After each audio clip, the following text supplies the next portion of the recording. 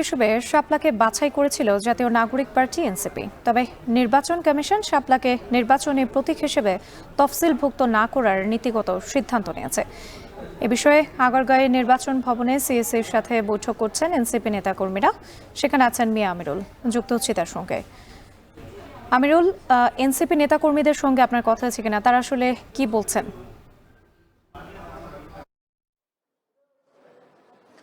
আপনি জেনে থাকবেন যে এনসিপির বর্তমানে যে বেশ কিছু আলোচিত বিষয় রয়েছে, তার মধ্যে তাদের যে প্রতীকের যে শঙ্কার জায়গা, তারা প্রতীক নিয়ে কিন্তু তারা বিভিন্ন সময় কথা বলেছিলেন যে শাপলা প্রতীক যে তারা নির্বাচন কমিশনে যে আবেদন করেছিলেন কিংবা তারা যে বলেছিলেন সেটি কিন্তু একেবারে বলা চলে অনিশ্চয়তার মুখে পড়েছে যখন নির্বাচন কমিশনের পক্ষ থেকে তাদের যে প্রতীকগুলো ছিল বিগত সময়ে 69টি প্রতীক ছিল এবং এর পরবর্তীতে যখন জামায়াত ইসলামী নিবন্ধন তাদেরকে ফিরিয়ে দেওয়া হয়, সেই সাথে দাঁড়িপাল্লা সহ কিন্তু অনেকগুলো প্রতীক তারা যুক্ত করে, যেখানটায় কিন্তু নতুন দলগুলোকে দেওয়ার জন্য কিছু রাখা হয়েছে বলে আমরা জানতে পেরেছিলাম।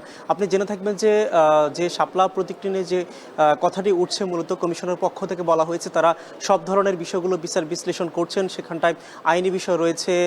সেই সাথে যেমনটি তারা জানিয়েছেন যে মূলত নাগরিক ঐক্য তারাও কিন্তু শাপলা প্রতীকটি চেয়েছে এবং আজকে যে প্রধান নির্বাচন কমিশনারের সাথে এনসিপির কেন্দ্রীয় 3 নেতৃবৃন্দ সহ অন্যান্যরা এসেছেন, এর মধ্যে কিন্তু আমরা তাদের সাথে কথা বলার চেষ্টা করছিলাম। তারা যেটি জানিয়েছেন মূলত তাদের সমসাময়িক বিষয়গুলো নিয়ে তারা কিন্তু কথা বলতে এসেছেন এবং আমরা সম্প্রতি দেখেছিলাম তারা কিন্তু কমিশনের বিভিন্ন কর্মকাণ্ড নিয়ে তারা বেশ আলোচনা সমালোচনা করছিলেন। রাত্রি এই ছিল আমার কাছে এখনকার সর্বশেষ।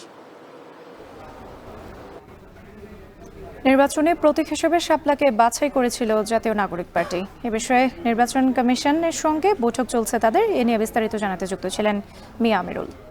দেখছেন এখন ঢাকা।